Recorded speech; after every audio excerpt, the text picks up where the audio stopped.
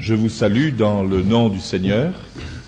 J'espère que nous aurons beaucoup de joie pendant ces après-midi, soirées, à converser ensemble et surtout à nous édifier les uns par les autres.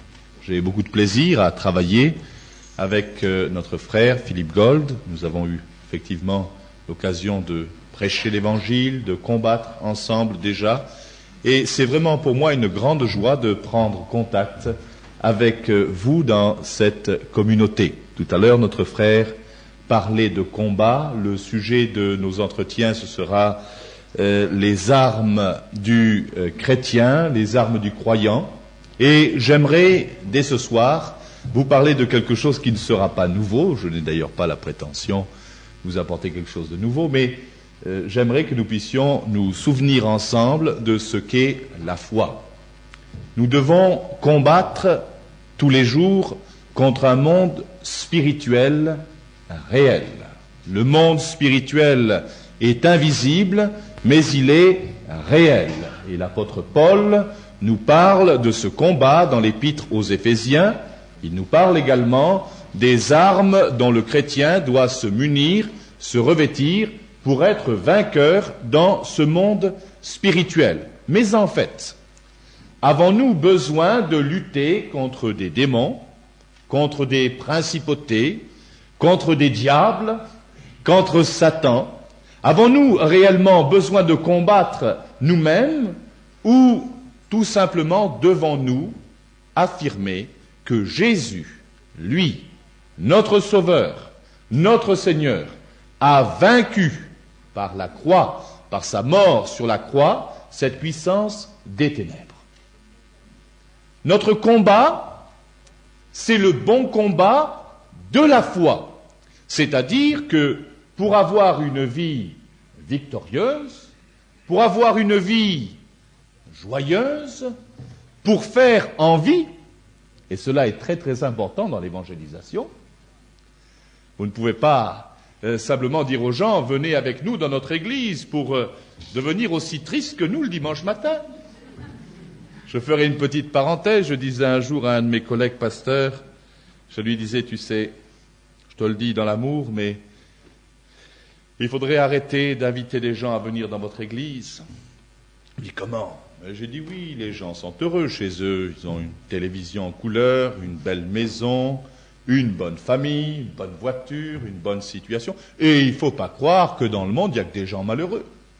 Vous n'avez pas vu des fois ce genre de prospectus? Je ne sais pas si vous le faites chez vous, hein. Si vous le faites, je le dis tout de même. Mais quand on invite des gens de la rue dans notre église, on dit, vous qui êtes fatigués, vous qui êtes opprimés, vous qui êtes cancéreux, vous qui êtes oppressés, vous qui êtes ceci, qui êtes cela. Et tout le monde n'est pas cancéreux, tout le monde n'est pas oppressé. Il y a aussi un petit peu des gens qui sont un peu heureux et un peu joyeux dans le monde. Ne nous en déplaise. Il y a des gens qui sont très heureux, qui ont réussi dans la vie, qui sont en très bonne santé, qui ont une jolie et gentille femme, qui ont de bons enfants et qui sont très très heureux de vivre et qui ont eux aussi besoin de l'Évangile. Mais ils ne se sentent pas concernés parce que nous essayons de toucher une seule catégorie de personnes. Et c'est vrai que l'Évangile est la réponse aux problèmes de l'homme. C'est vrai que Jésus-Christ peut transformer un homme, une femme. Nous le croyons de tout notre cœur. S'il nous a transformés, eh bien, les gens du monde doivent le voir. Et notre premier témoignage dans l'évangélisation, eh bien, c'est d'être nous-mêmes sauvés. D'être sauvés de nos tristesses, de nos oppressions, de nos angoisses, et de présenter au monde un visage heureux. Non pas un visage heureux préfabriqué. Ça ne tient pas. Pas simplement un sourire évangélique pour annoncer la bonne nouvelle, mais nous sommes ou nous ne sommes pas heureux. Et si nous sommes des chrétiens, hommes et femmes victorieux, hommes et femmes marchant dans les sentiers de la foi, nous sommes heureux. Et nous connaissons réellement, tous les jours de l'année, la vie abondante. Est-ce que vous pouvez dire Amen? Amen. Avez-vous l'habitude de dire Amen? Alors, si vous êtes d'accord avec ce que je vous dis, vous me dites Amen. Vous êtes d'accord? On peut vivre la vie abondante 365 jours par an. Amen. Ça ne veut pas dire que tous les jours la vie est rose, que tous les jours la vie est belle, que nous ne devions jamais être malades ou ne jamais avoir d'ennui, ou jamais de problème. Que Dieu nous garde de ne pas avoir de problème. Que Dieu nous garde de ne pas avoir de lutte et de combat. C'est ça la vie. Nous devons combattre, lutter avec la force du Seigneur, par la foi. Il y a des bons jours, il y a des mauvais jours, mais si nous sommes dans la foi, nous serons vainqueurs dans ce combat de la foi contre notre adversaire. Que Dieu soit loué, que Dieu soit béni. Alors je ne vous parlerai pas ce soir de toutes les armes du chrétien, mais je vous parlerai simplement de la foi qui est indispensable dans ce combat de tous les jours, ce bon combat de la foi. Et un homme, une femme qui s'appuie uniquement sur la parole de Dieu connaissent en vérité la vie abondante que le Seigneur nous a donnée en mourant sur la croix, en portant nos péchés, en portant nos maladies. Et je vous propose la lecture de 2 textes ce soir. Le premier, nous le trouverons dans la première épître aux Corinthiens. C'est d'ailleurs plus qu'un texte, c'est un ensemble de versets. La fin du chapitre 2 et les 9 premiers versets du chapitre 3. Pardonnez-moi ce long texte, mais nous devons tout lire si nous voulons bien comprendre. Vous pourrez lire chez vous peut-être les premiers versets du chapitre 2. L'apôtre Paul s'adresse à l'église de Corinthe, une église qu'il a fondée, une église nombreuse, une église grouillante, une église qui bouge, une église turbulente, une église, on dirait aujourd'hui charismatique, une église pentecôtiste, une église qui a tous les dons, une église très vivante. Trop peut-être même. Or, nous n'avons pas reçu, verset 12, l'esprit du monde, mais l'esprit qui vient de Dieu, afin que nous connaissions les choses que Dieu nous a données par sa grâce. Et nous en parlons non avec des discours qu'enseigne la sagesse humaine, mais avec ceux qu'enseigne l'esprit, employant un langage spirituel pour les choses spirituelles. Mais l'homme animal ne reçoit pas les choses de l'Esprit de Dieu, car elles sont une folie pour lui, et il ne peut les connaître parce que c'est spirituellement qu'on en juge. L'homme spirituel, au contraire, juge de tout, et il n'est lui-même jugé par personne, car qui a connu la pensée du Seigneur pour l'instruire? Or nous avons la pensée de Christ. Ici, l'apôtre Paul nous parle de 2 sortes d'hommes. Un homme qui est, il le dit lui-même, animal ou naturel ou irrégénéré. Un homme qui est encore dans le péché, parce qu'il est né dans le péché, et qui n'est pas passé par la nouvelle naissance, qui n'a pas été touché par l'Esprit de Dieu, et qui ne peut rien comprendre aux choses spirituelles avec un grand S, dans le sens des choses révélées par l'Esprit de Dieu.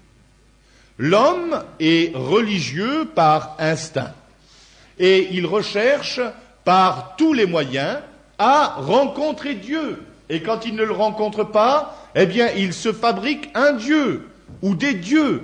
Il a besoin de trouver Dieu. Et il essaye parfois toutes sortes de moyens pour parvenir à Dieu, à la connaissance de Dieu.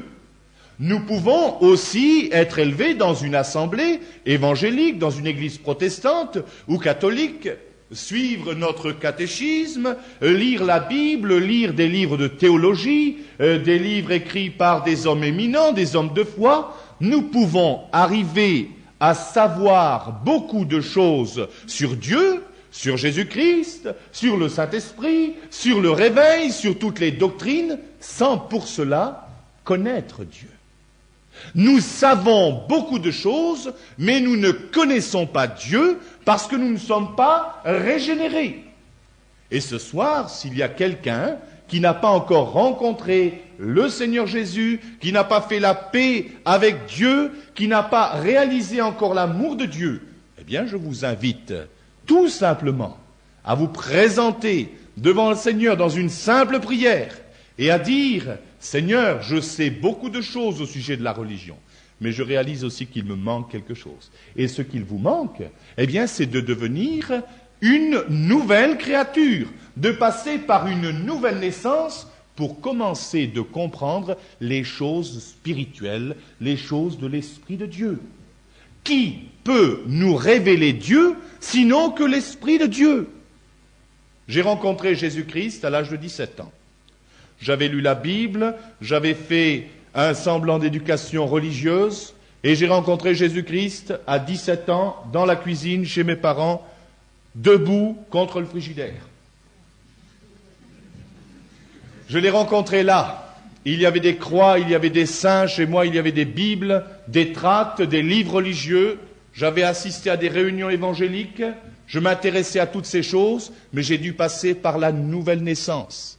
Et ce jour-là, appuyé contre le frigidaire, vers 5 heures du soir, pensant aux choses de Dieu, tout d'un coup, j'ai réalisé que je pourrais rentrer dans la présence de Dieu gratuitement, que je n'avais rien à faire pour être sauvé, que Jésus-Christ avait pris ma place sur la croix, qu'il était mort à ma place, et alors ça a été la révélation du Saint-Esprit, et à partir de ce jour-là, je n'ai plus eu peur de la mort, et j'ai commencé de marcher avec Dieu.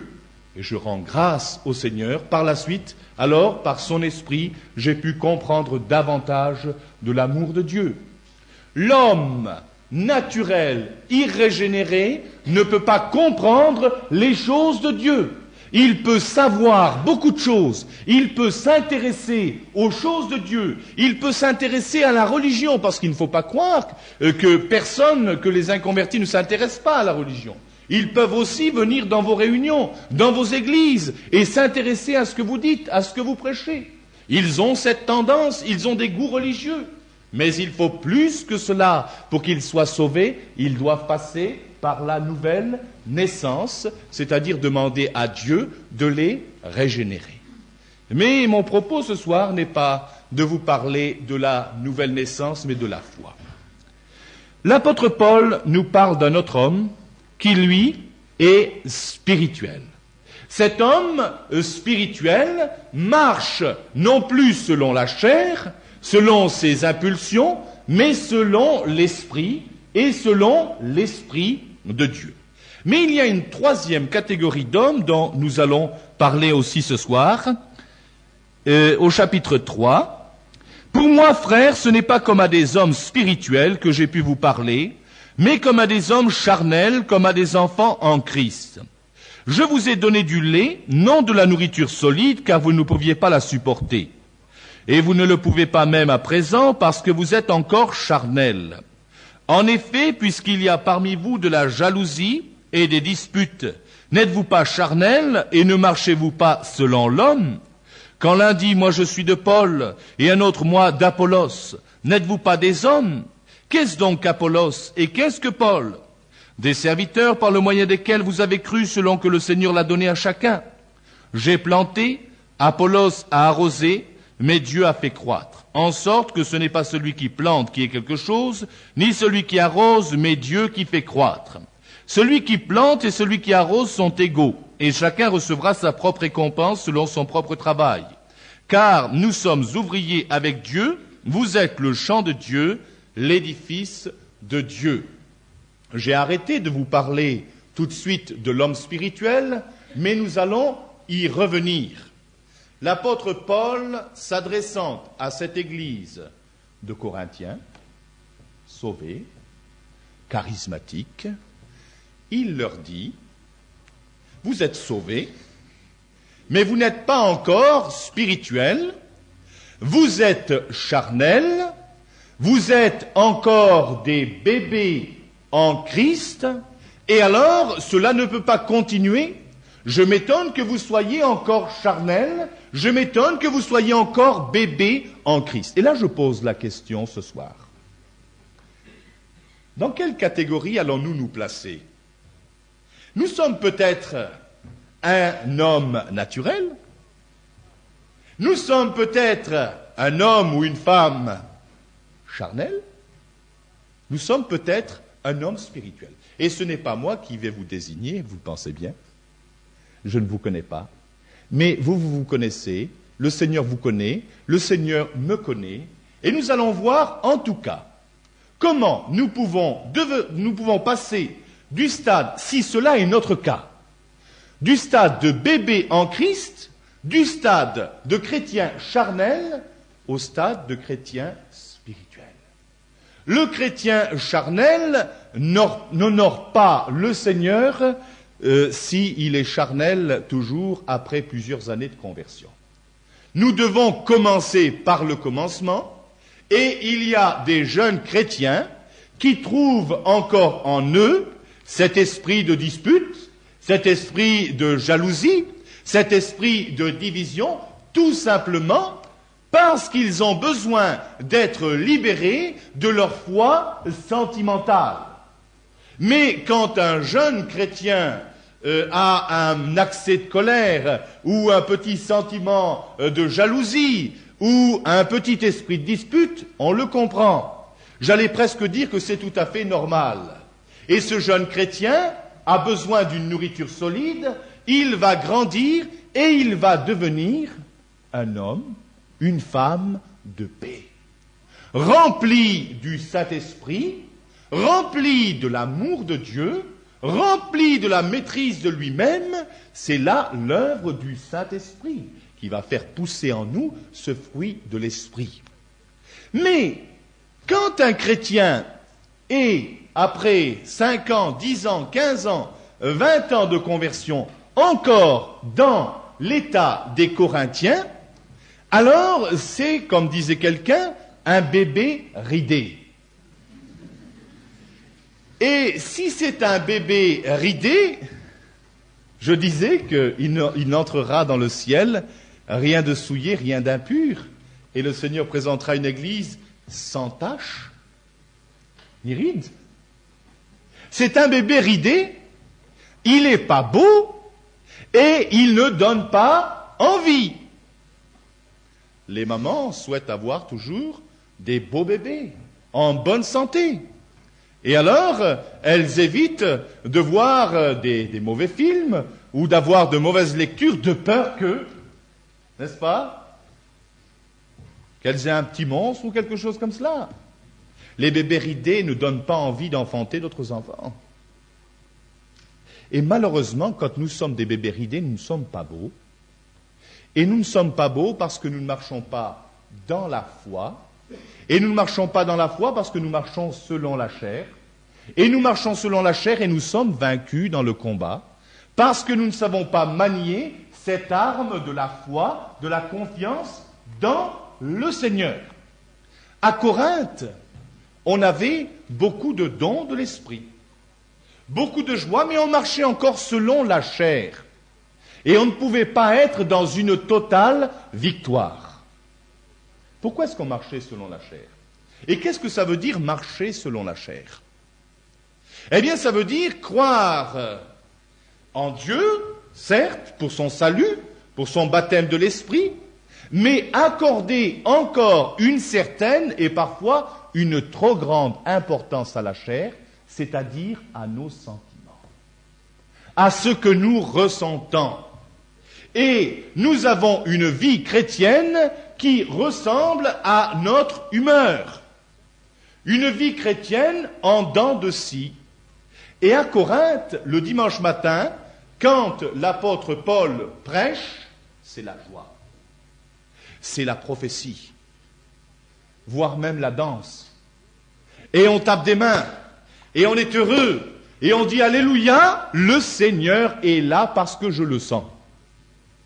Ah, quel culte magnifique nous avons eu ce matin. Nous avons senti la présence du Seigneur. Le Seigneur était là. Il y avait des prophéties, il y avait des parlers en langue, il y avait de la joie. Le Seigneur était là. Et vous avez des Corinthiens encore aujourd'hui qui se réjouissent le dimanche matin. Ce sont les meilleurs chrétiens. Oh, ils sont heureux, ils sont remplis de flammes, tout ça. Bien, ils ont senti le Seigneur. Et puis le lundi matin, voilà que madame est entrée, c'est pas de sa faute, contre le pare-choc d'une autre voiture. Et alors là, ils sentent autre chose. La joie du Saint-Esprit est partie, le Saint-Esprit n'est plus là, et alors le moral, il est complètement à zéro. Tant soit peu qu'il y ait un procès ou une facture qui tombe ce jour-là, alors là, c'est fini. Heureusement que le mardi, il y a le frère pasteur qui a téléphoné et qui a remonté un peu ce moral. Alors on est remonté jusqu'à moitié. Et puis le mercredi, c'est l'étude biblique. Alors on est retourné et on a encore senti la présence du Seigneur. Et le jeudi matin, comme on s'était couché très tard, qu'on avait mangé le soir et qu'on était un petit peu lourd, on s'est levé de mauvaise humeur. Et là encore, c'est redescendu. Et on a senti qu'on n'avait pas envie de prier. On a senti qu'on n'avait pas envie de lire. Et voilà, on est redescendu. Et à Corinthe, on marchait un petit peu comme cela. À Corinthe, c'était la joie du Saint-Esprit, c'était les dons de l'Esprit. Mais Paul et Apollos n'avaient pas le même ministère. Et il y avait une partie de l'Église qui disait « Oh, mais quand Paul prêche, moi je sens l'Esprit. Je le sens. » Oh oui, c'est pas mal, Paul. C'est bien pour faire une percée comme ça, mais Apollos, c'est autre chose. Moi, j'aime ça, c'est fondement sur la parole. Ça, c'est du solide. Paul, c'est un peu olé olé, là. Hein? C'est bien pour des jeunes convertis. On ne peut pas toujours se nourrir. Non, moi, je serais plutôt... Je mets un point d'interrogation un petit peu sur la vie de Paul. Et puis, un drôle de caractère, c'est un célibataire endurci, c'est un vieux... Non, moi, je ne suis pas ça. D'ailleurs, je me demande pourquoi il ne s'est pas marié. Après tout. Moi, écoute. Alors, le conseil d'église se réunit. Tout cela, je l'imagine, bien entendu. Vous ne le trouverez même pas dans la 3e épître aux Corinthiens. Mais on se demande, dans le fond, qui est-ce qu'on va faire venir? Paul ou Apollos? Ou un autre apôtre? Et l'assemblée est divisée. Pourquoi? Parce qu'ils marchent selon la vue. Ils marchent selon leurs sentiments. Et ils ne savent pas discerner, au travers du tempérament et du ministère de Paul, comme du ministère d'Apollos, l'œuvre du Saint-Esprit. Béni soit Dieu pour la diversité des ministères. Le chrétien charnel, il regarde à l'apparence. Ah, c'est lui qui prêche ce matin. Bon, eh bien, je vais lire un chapitre dans l'Ancien Testament. Ou alors je vais amener une circulaire que je n'ai pas eu le temps de lire à la maison. D'emblée, et le Seigneur ne peut pas nous bénir. Parce que nous sommes charnels. Nous marchons selon la vue, selon nos sentiments. Et puis un tel, là, il est mou quand il parle tout doucement. Et l'autre, oh, il nous casse les oreilles. Au bout de 10 minutes, ça suffit. Sachons discerner l'œuvre du Saint-Esprit au travers de tous les ministères que Dieu donne à l'Église. À Corinthe, eh bien, c'est la dispute, c'est la jalousie, le lundi, le mardi, mais le mercredi, à l'étude biblique, tout le monde est joyeux. Et je dirais même mieux, tout le monde est sincère, parce qu'on sent le Saint-Esprit. Parce qu'on sent la présence de Dieu, c'est pas de l'hypocrisie. Mais parce qu'on sent, il est là. Mais quand on ne sent plus, il n'est plus là. Et ça, c'est absolument terrible. J'ai eu l'occasion de voyager l'année dernière, un peu partout, mais particulièrement au Canada, et j'ai été aussi l'année dernière à cette même période en Martinique. J'ai vu des centaines de gens se donner au Seigneur. Des centaines de personnes qui ont été guéries de toutes sortes de maladies. J'ai vu des aveugles qui ont retrouvé la vue, des sourds qui ont entendu, des paralytiques qui ont été guéris, des cancéreux qui ont été guéris, des diabétiques, toutes sortes de gens qui ont été guéris de toutes sortes de maladies. J'ai fait une émission à la radio au Canada. Pendant 3 heures, j'ai répondu à des questions sur une chaîne assez connue à Montréal. Et là, des gens rendaient encore témoignage des guérisons dont ils avaient été les bénéficiaires au mois de janvier. Ils rendaient témoignage sur les ondes. J'ai vu des gens tomber par terre sous la puissance de Dieu. Mon ami et collaborateur Jean-Pierre Sordet était avec moi et se souviendrait de ce soir où nous étions en train de prier sur l'estrade, en train de chasser un démon, et il devait y avoir le jumeau de ce démon qui était dans une autre personne, et puis cette personne est partie en arrière du haut de l'estrade, qui était 2 fois plus haute que cela. Nous avons vu des choses extraordinaires, des moments de joie extraordinaires, mais je dois vous dire que dans la plupart des cas, pour ne pas dire dans 99 réunions sur 100, je n'ai rien senti de physique. Je me réjouissais, et Dieu était là, Dieu était présent. Mais quand bien même l'auditoire ne sentait pas la présence de Dieu, eh bien, je savais qu'il était là. Amen. Est-ce qu'on a besoin de le sentir? Ah, le chrétien charnel. Le chrétien charnel, il est bien malheureux parce qu'il est tributaire de son humeur, tributaire de ses sentiments. Il ne marche pas par la foi. Il ne peut pas mener le combat de la foi. Il est vaincu, donc triste, il prie et Dieu ne répond pas. Il n'est pas dans la communion avec le Seigneur parce que sans la foi, il n'est pas possible de lui être agréable. Impossible. Le chrétien charnel, il a la foi en Dieu, mais il a aussi la foi dans son humeur. La foi dans ses sens, la foi dans ce qu'il voit, la foi dans ce qu'il entend. Il a d'abord cette foi avant d'avoir la foi en Dieu, d'avoir la foi en la parole de Dieu. Et il ne peut pas être vainqueur, parce que l'ennemi est vaincu par la foi en Jésus-Christ, par la foi en la parole de Dieu. L'épée du Saint-Esprit, c'est la parole de Dieu. Amen. Que son nom soit béni. Corinthiens, ah, je suis très heureux de vous avoir enfanté. Je suis très heureux de voir la vie qu'il y a au milieu de vous, mais vous avez besoin de grandir. Et il me semble que vous mettez du temps à grandir. Vous êtes encore charnel. Oh, j'aimerais vous dire des choses merveilleuses. J'aimerais vous dire des choses plus grandes. J'aimerais aller plus loin, mais je ne peux pas, vous ne pourriez pas le supporter. Parce que ce que je vais vous dire est du domaine de la foi. Votre foi est partagée. Vous êtes encore des chrétiens charnels. Vous croyez ce que vous voyez. Vous croyez ce que vous sentez.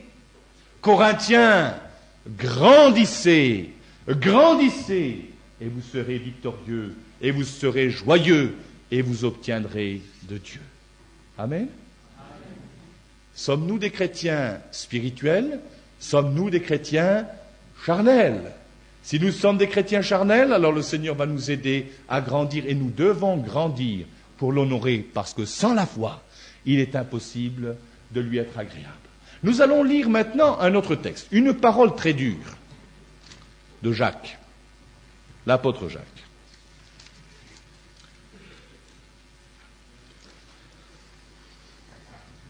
Chapitre 1er, verset 2. Mes frères, regardez comme un sujet de joie complète les diverses épreuves auxquelles vous pouvez être exposés, sachant que l'épreuve de votre foi produit la patience. Mais il faut que la patience accomplisse parfaitement son œuvre, afin que vous soyez parfaits et accomplis sans faillir en rien. Si quelqu'un d'entre vous manque de sagesse, qu'il la demande à Dieu, qui donne à tous simplement et sans reproche, et elle lui sera donnée, mais qu'il la demande avec foi, sans douter, car celui qui doute est semblable au flot de la mer agité par le vent et poussé de côté et d'autre. Qu'un tel homme ne s'imagine pas qu'il recevra quelque chose du Seigneur, c'est un homme irrésolu, inconstant dans toutes ses voies. Jacques est très dur. Nous pourrions peut-être penser parfois que le Seigneur solde ses bénédictions, ou qu'il nous fait un rabais de 25 à 50% sur notre foi. Qu'il nous dit, bon, ça va, tu ne peux pas avoir la foi à 100%, mais avec 50%, je vais te donner une bénédiction. Oh, elle n'est pas neuve, mais elle est presque neuve. Et nous serions tentés de croire cela. L'apôtre Jacques nous dit où on a la foi, où on ne l'a pas. Où on reçoit, où on ne reçoit pas. Où on est un homme et une femme déterminés, résolus, ou alors nous sommes des chrétiens inconstants, emportés à tout vent de doctrine, toujours entre la foi et le doute, toujours dans l'épreuve de la foi, parce que nous ne savons pas décider. Et nous devons avoir cet esprit de décision. Et l'homme de foi dont il est question ici dans l'épître de Jacques, c'est un homme qui décide de s'appuyer sur la parole de Dieu et uniquement sur la parole de Dieu. Et Jacques de dire, mes frères, réjouissez-vous, regardez comme un sujet de joie complète les diverses épreuves auxquelles vous pouvez être exposés, sachant que l'épreuve de votre foi. Il s'agit là de l'épreuve de notre foi. Mais qu'est-ce que l'épreuve de notre foi?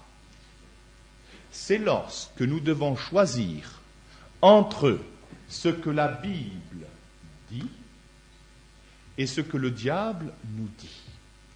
Et ce que le diable nous dit, il nous le dit au travers de nos sens. La Bible dit ceci et je ressens autre chose. Et je suis partagé entre ce que la Bible dit et ce que je ressens et ce que je vois et les circonstances. Et nous sommes très très malheureux dans cette épreuve. Car nous ne sommes pas sur le chemin nous sommes dans l'indécision. Nous sommes irrésolus. Nous sommes inconstants.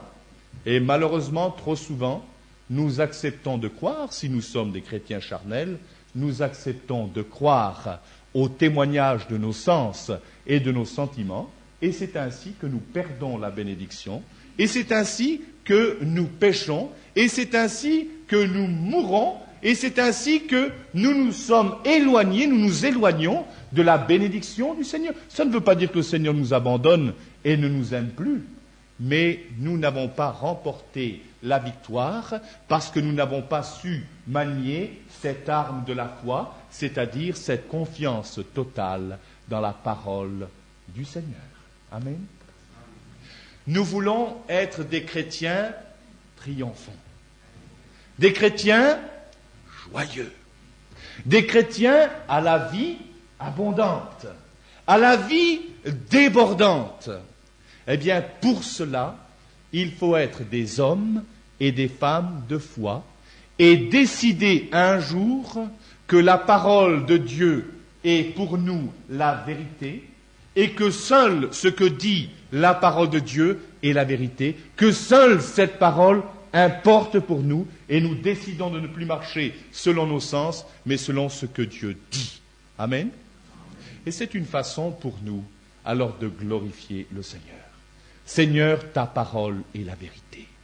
Le chrétien, le jeune chrétien ou le chrétien charnel, alors sera tributaire de l'ambiance, sera tributaire de l'onction du serviteur de Dieu, sera tributaire des circonstances.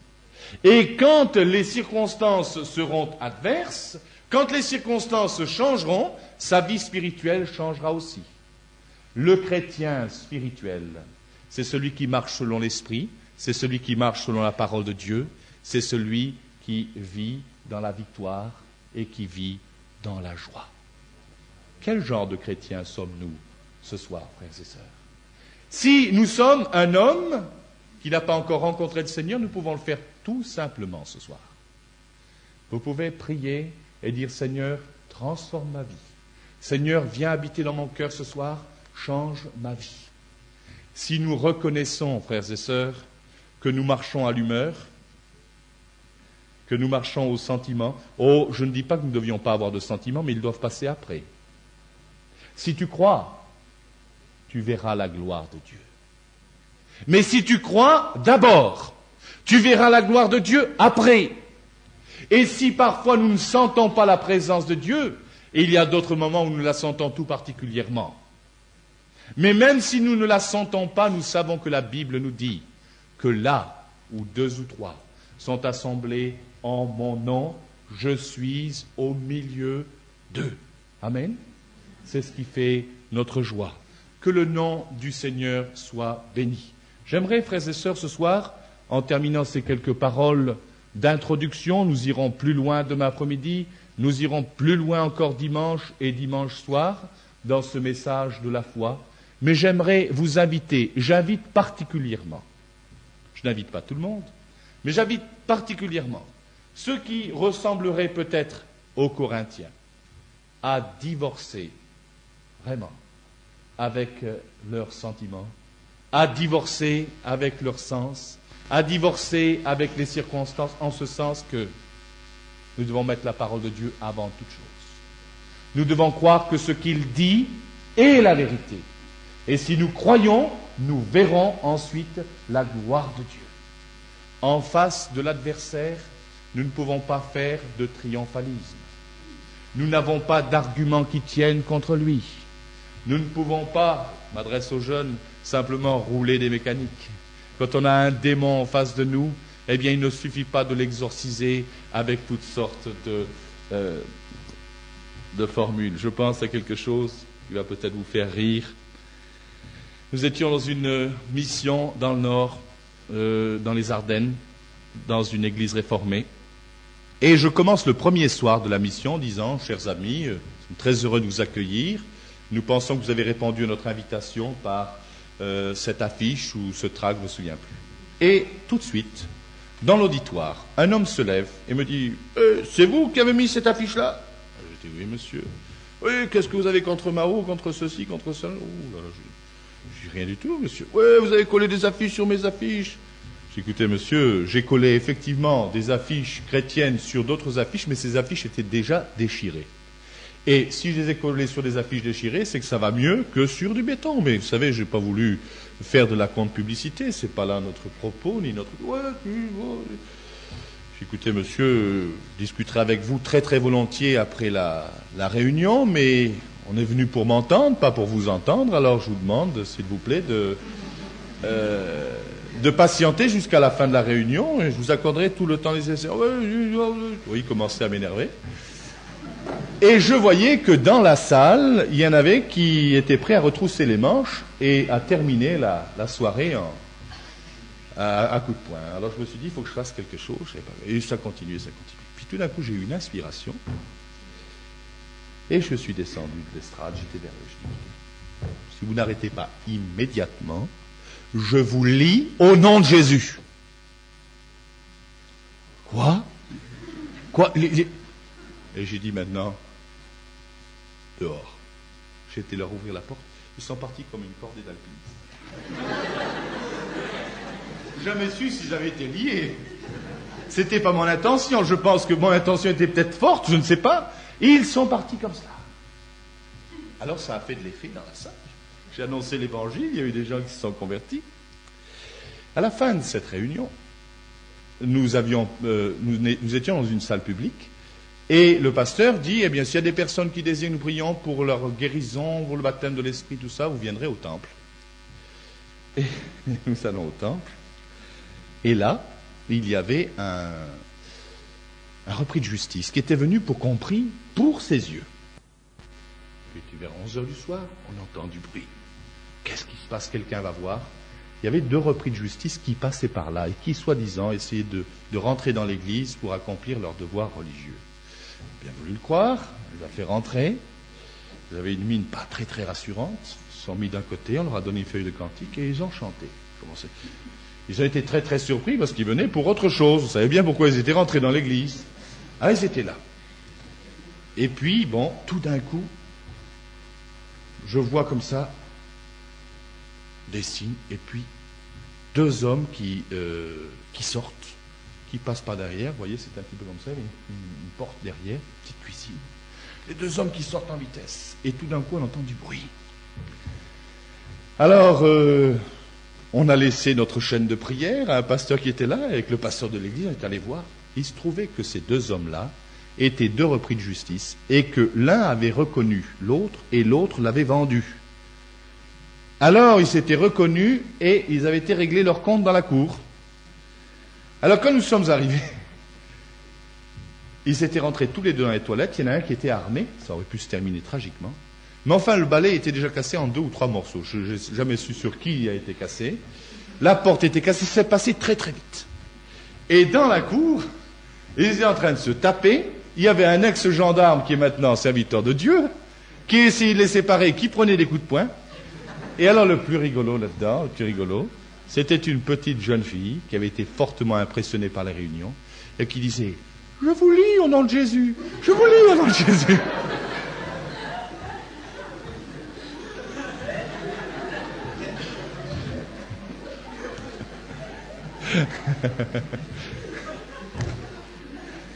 Rien ne s'est passé. Nous ne pouvons pas combattre le bon combat de la foi avec de bonnes intentions, avec de bonnes résolutions, avec des formules, avec des habitudes, avec des traditions, avec de l'enthousiasme. Nous ne pouvons pas combattre le bon combat de la foi. Notre ennemi est un ennemi sérieux. C'est l'ennemi de Dieu, c'est l'ennemi du peuple de Dieu. Et s'il n'a pas pu nous empêcher de devenir des enfants de Dieu, il va nous empêcher d'être remplis du Saint-Esprit. Et si nous sommes remplis du Saint-Esprit, eh bien, il va nous empêcher d'être renouvelés dans le Saint-Esprit.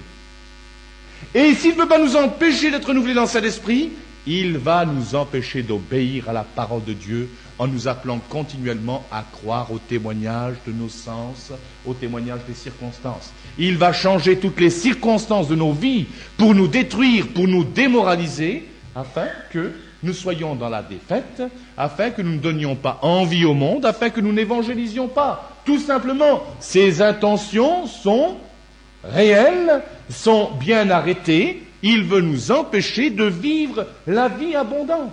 Désirons-nous combattre, frères et sœurs? Eh bien, pour cela, il faut tout simplement accepter que tout ce que Dieu dit dans sa parole est la vérité.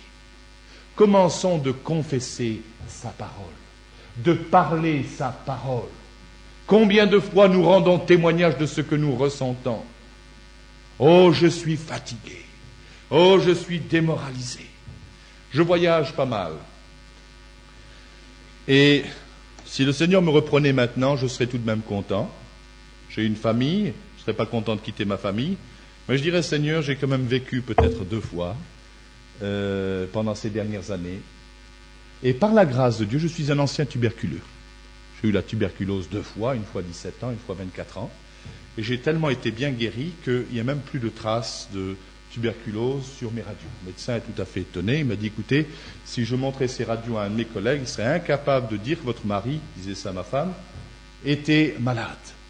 Par la grâce du Seigneur, eh bien, je peux travailler, aller, prêcher l'Évangile. Et il m'arrive de prêcher l'Évangile pendant 3 semaines, en travaillant 4-5 heures, voire même 6 heures le soir. On commence les réunions à 7 heures. On fait une première réunion d'édification. Ensuite, on prie pour les malades. Ensuite, on refait une deuxième réunion pour les chrétiens.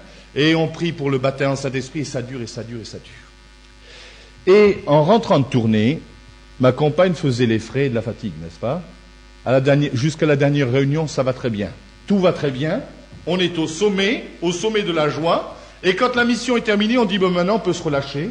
Et c'est là que l'ennemi nous attend. Et j'arrivais à la maison, et il me fallait au moins 48 heures où ma tête allait exploser. J'étais fatigué, et je répétais, mais je suis crevé, et je suis fatigué. Ça vous étonne peut-être que je le dise du haut de l'estrade, vous ne le dites pas chez vous. Vous dites toujours, je suis fatigué. Peut-être, c'est bien, ça vous honore. Et moi, combien de fois je me suis crevé, mais je suis fatigué.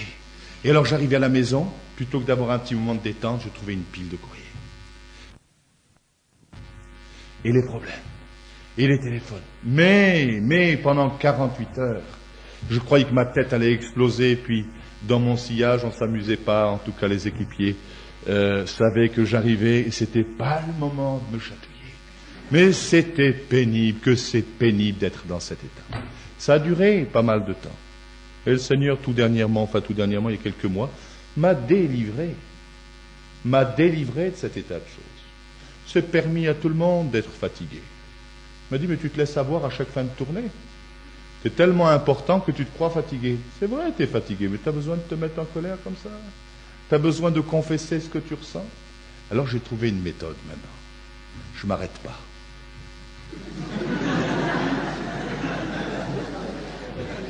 Et alors, quand cette fatigue me tombe dessus, et que je vois une montagne de travail sur mon bureau, et une liste de décisions à prendre, et que le diable est là, je lui dis, tu vois bien, t'es crevé, t'es fatigué, mais tu t'en sortiras pas.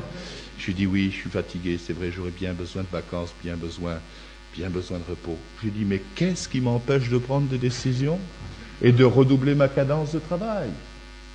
Et je commence à me mettre au travail, quand je suis bien fatigué. Je me mets au travail, je prends des décisions, ça ne dure pas plus une heure et demie, et j'ai retrouvé une forme éclatante, et ça continue. Amen. Que Dieu soit béni. J'en suis très heureux. Que son nom soit loué. Pourquoi?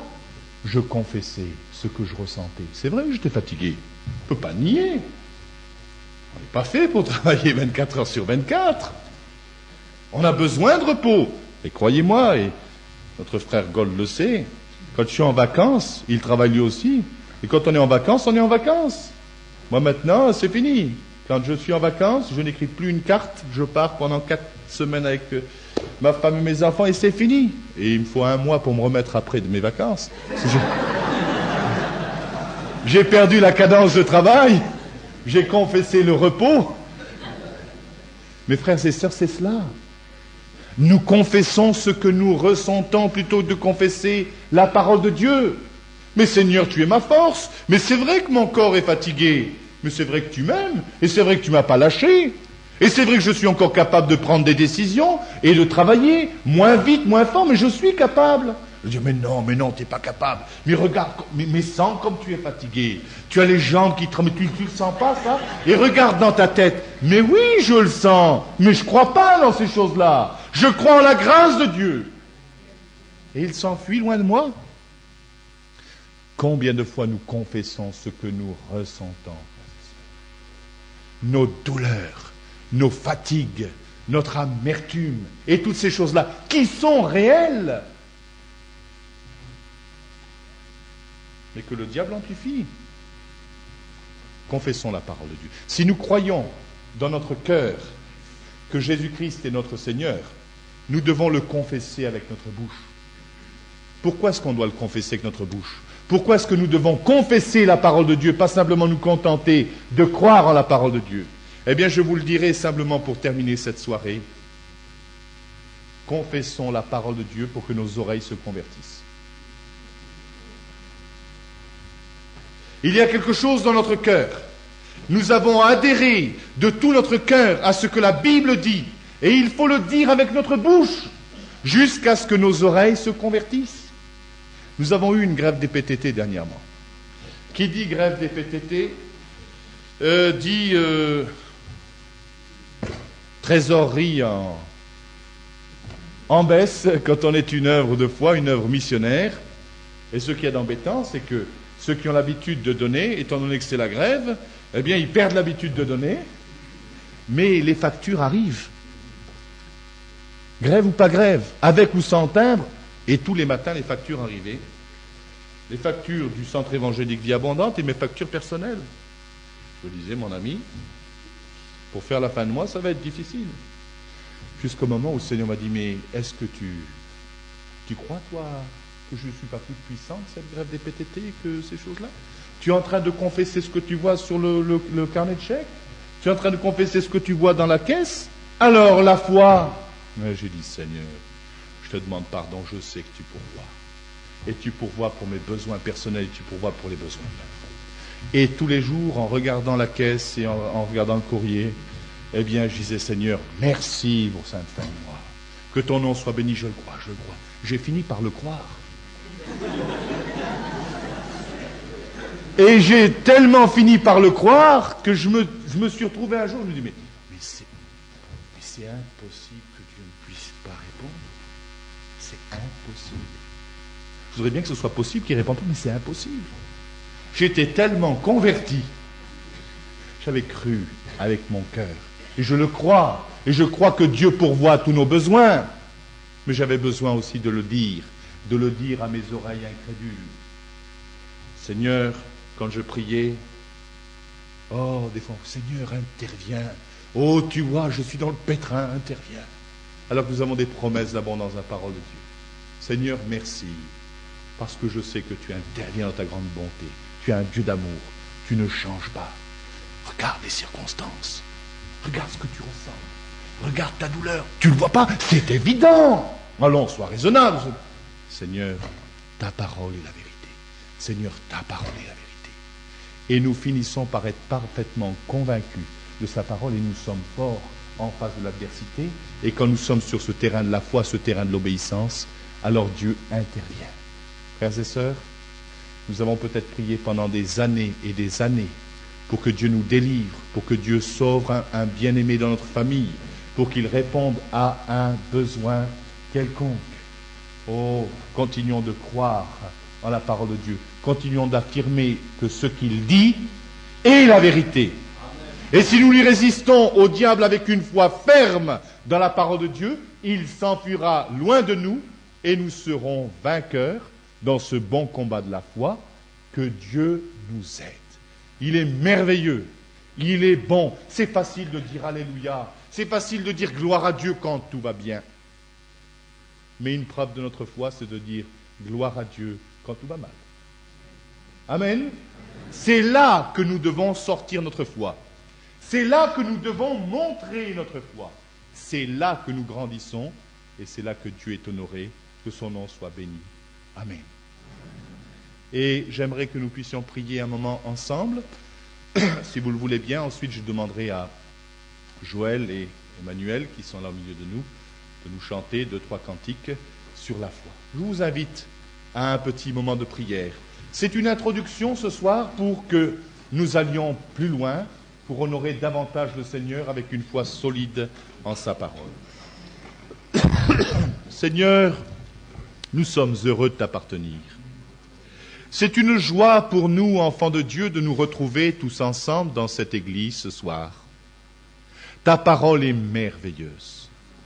Tu es bon, Seigneur, de parler à cette église de Corinthe par la bouche d'un homme que tu as formé toi-même, que tu as formé dans l'épreuve parfois. Et un homme qui s'est formé aussi dans l'obéissance et dans une consécration totale. Tu as fait de lui, cet apôtre Paul, un homme spirituel, un homme de foi, un homme adulte, un homme mûr, un homme à la mesure de la stature parfaite de Christ, un homme responsable. Et Seigneur, tu t'es servi de lui pour parler à cette église de Corinthe. Et ce message nous parvient encore aujourd'hui comme venant de toi. Seigneur, nous te demandons pardon pour toutes les fois où nous avons cru dans ce que nous avons vu, entendu ou senti, et qui était en contradiction avec ce que ta parole nous disait. Nous voulons grandir, Seigneur, et peut-être quelques-uns d'entre nous, nous ne voulons pas être accusés d'être des bébés charnels. Nous voulons être des hommes et des femmes faits, pas simplement en parole, mais en action et dans l'obéissance. Et nous voulons te dire ce soir, Seigneur, oh, tu vas nous aider vraiment à ce que nous soyons fondés sur cette parole, fondés sur le roc. Ta parole est la vérité. Et Seigneur, nous voulons la serrer dans notre cœur. Nous voulons la comprendre. Nous voulons lui obéir, quoi qu'il en coûte.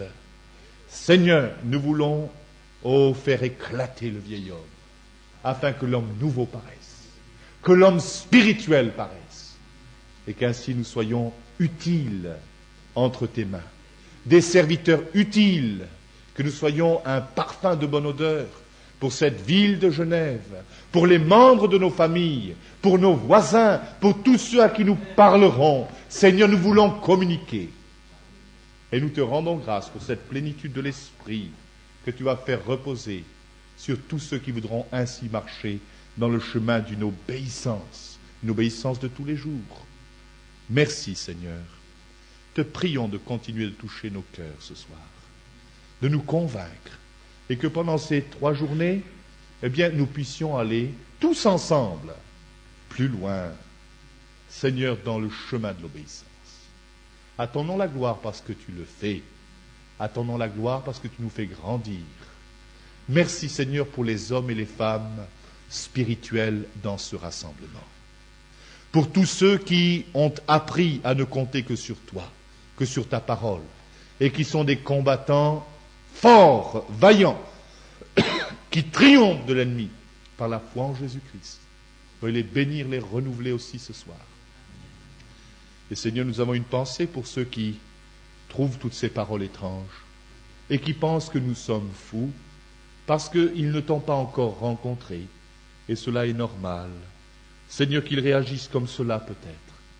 Et s'il y a une personne au milieu de nous ce soir, eh bien Seigneur, une personne qui ne te connaît pas, touche son cœur et sauve cette personne pour la gloire de ton nom. Merci Seigneur, tu nous remplis de joie. Ta parole est la vérité. À ton nom la gloire, au nom de Jésus notre Sauveur. Amen. Amen.